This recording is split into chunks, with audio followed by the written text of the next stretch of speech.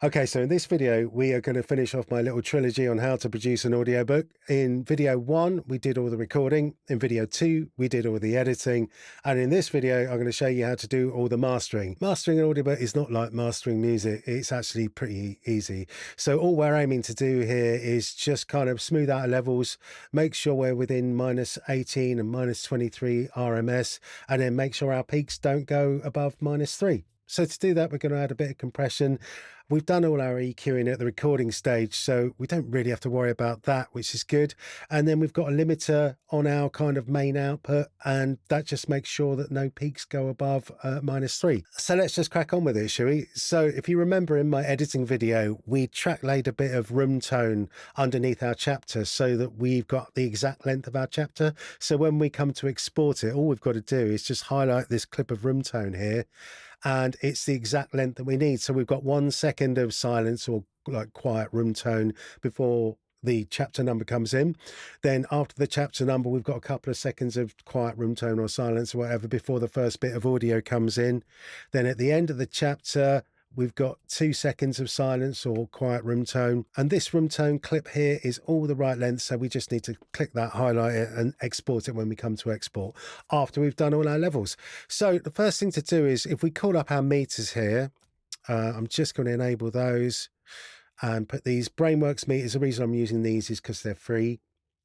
So you can download them from Plugin Alliance. You just need to sign up for them, get a little login, etc. And these meters have got RMS readings, which if I just play a bit of audio here, you'll be able to see a thick line and a very skinny line on the outside. Bellowed the dapper stranger in front of him. Ignore the little blue ones in the middle. But the thick line is the RMS. So we're basically aiming for in between -18 here and -23. So -21 would be the sweet spot, really. So we're sort of aiming for around there. And on the outside here, if you see the skinny meters, which are a bit higher than the RMS, Mischievous grin replaced by a horrified... they are our peak meters, so we don't want those to go above -6, and I'll explain why when we get onto our limiter bit of the video. So first things first, let's get our levels sorted out.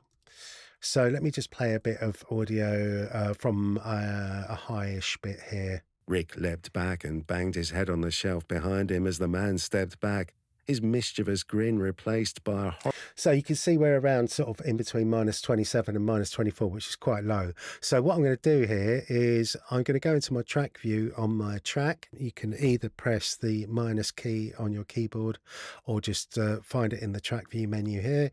And I'm going to triple click on the track, which selects all the audio in the track. And then I'm just going to get my little bridge icon here and then just pull everything up by about 5.9 or something and just see what level that is. And then let's just play a little bit again. Give us all your money, bellowed the dapper stranger in front of him. Rick leapt back and banged his head on the shelf behind him as the man stepped back, his mischievous grin replaced by a horrified look. So that's much better. So that's sort of around -21. And remember, RMS is like an average, so we don't have to be spot on -21 like all the time throughout the whole chapter. So that's basically the kind of ballpark we want to be in for our levels. Next thing we're going to do is enable our compressor, which is on our narration track. So let me just click this little red target on the meters here so that it doesn't disappear when I call this plugin up. Here we go. And here's our compressor here. So what the compressor is going to do is it's going to catch any peaks that go over a certain threshold. So at the moment, I've got a threshold here set at -21.4. So basically anything that goes above -21, it will start taking down. And the rate that it takes it down is determined by our ratio here. So at the moment it's set to 3.12 for some reason. Usually it's like something like 3.5 to 1 or 4 to 1. And what that basically means is every 3 dB that goes above the threshold gets taken down to 1 dB. So it's 3 to 1. And if we had it set at 4 to 1, then it would be compressing it a bit more. And then 10 to 1, it would be compressing it a hell of a lot. Obviously, the higher the ratio, the more it's compressing and the more danger you are of distorting the audio. So if you look at the threshold here, we've got a little white line. So we can see how much the audio is going over that white line, over the threshold. So let's have a look at that first. A doorbell wheezed out a barely coherent buzz. prompting Rick to look out the living room window.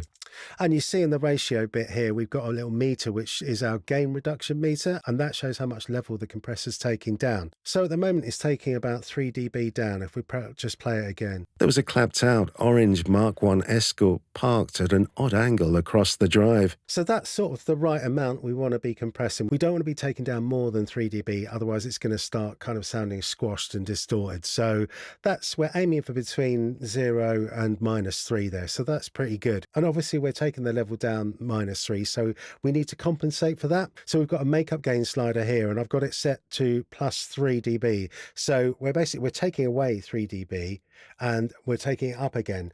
And you might think, well, why bother if we're just taking down level and just taking it up again? Well, what we're doing here is we're leveling everything out. So everything that's going above -21 is being reduced by 3 dB. So it's all kind of leveling out. And then we're bringing that compressed signal, which is nice and level, up again. So it's going to be the same sort of level that we started with, but it's going to be nice and smooth. So let's just play it and look at our meters now. Down the stairs 2 at a time and swung the communal door open. Rick leapt back and banged his head on the shelf behind him as the man stepped back, his mischievous grin replaced by a horrified look. Okay, so that's hovering around -21, so that's pretty good. So the only other controls we've got to worry about are the attack and release. And the attack is when the compressor kicks in, and the release is when it kind of lets go of the audio. So the attack I've got set quite slowly. So basically, when the audio goes over the threshold, it just takes, what have I got it set here, 45 milliseconds until it kicks in. So it kind of sort of waits for that amount of time, then grabs the audio and then compresses it down. So it gives it a kind of punchy feel, which is what we want with dialogue and narration. And for the release, I've got that set as a kind of medium timing release. We don't want it too fast, otherwise it's going to sound all pumpy because it's going to be working too hard. We don't want it too slow because we want it to actually be doing something. So I go for something around 150 milliseconds, and that seems to work perfectly for me. But there are no rules. You can adjust it to your tastes. This is just how I do it. I'm not going to get bogged down in all the compressor stuff but quite frankly, I find it quite boring. So these are my settings. You're welcome to copy them if you like, but you might have to adjust them to suit the level of your narration. So, but that's a kind of sort of starting ballpark, which you can nick off me if you want. So let's just have another play before we move on. The guy was smart, wearing a long blue overcoat, designer sunglasses, ridiculously white teeth, and a pair of loafers that had no business being that pristine. Cool. So that's nice. It sounds nice and smooth as well. So the only other thing we've got to worry about is our peaks. And we've got to make sure that nothing goes over -6. So let's just enable our limiter. And I'm just going to play a little bit of audio, see what our limiter is doing, if anything. In fact, let's just go to a loud bit of audio, or a louder bit of audio. Here we go. Neither was my mother, replied Harry. Rick snorted a chuckle, which made him dribble involuntarily. So it's not really going over -6. We can see on our meters, it's not going above -6.3, which is good. Now, the maximum peak level on something like ACX is -3, so you're probably wondering why I've got it set to -6. Well, the reason is we've got this limiter put on our stereo output because we're going to be exporting the whole thing from a stereo track, but we're going to be bouncing it down to a summed mono track for ACX. So what happens when you do that is it adds 3 dB. So even though we've set a limit of -6, it's going to add 3 dB. So the limit will be kind of taken up to -3. So if we're peaking here at -6.3, once we've summed that mono file, it will be peaking around -3.3, which is still fine because we're still below the -3 threshold. So in theory, you could set it at -6, but this isn't a brick wall limiter. So with brick wall limiters, like nothing will go past -6, but some limiters, like the odd little bit, might just go over -6. So that's why I've got it set to -6.3, just for a little bit of safety. So yeah, that's why I've got it set like that. So we're pretty much ready. We're just going to do a couple of little spot checks. A second or two of dead air before Harry took the reins of the conversation. Shall we what? It's this way. Clearly, Rick stammered. All the anxiety about living with a complete stranger. So yeah, we're still in between, well in between -18, -23. So I think that's going to be good. So let's just go back to my normal track view here. And I think we're pretty much ready to export. So what I'm going to do is I'm going to highlight my clip of room tone, and we're going to export our little chapter here. So let's just go Option Command B. Let's call this chapter 1, and it's going to be an MP3 because it's going to be going on ACX. It's going to be mono summed, as I said earlier, and let's do a sample rate of 44.1. And let's bounce that into our bounce files folder. And then what we're going to do is going to go to our RX Advanced Audio Editor, and I'm going to open the file. And there it is.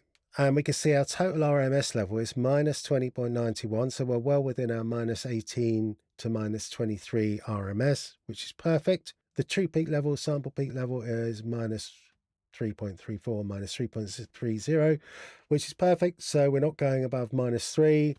And then the only other thing we've got to worry about is our noise floor, which is our minimum RMS level. And that, if that's above minus 60, then you're in trouble, basically. But this is minus 79.39.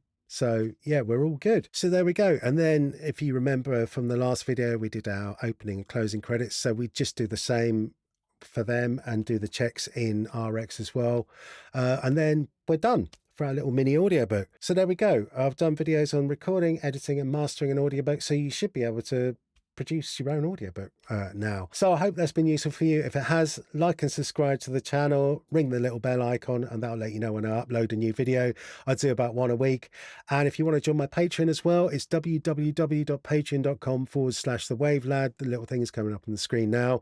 And I've got handy templates, handy little PDFs, and little dummy sessions you can play around with. So, you know, if that floats your boat, do that as well. And if not, well, I'll just see you in the next video, won't I?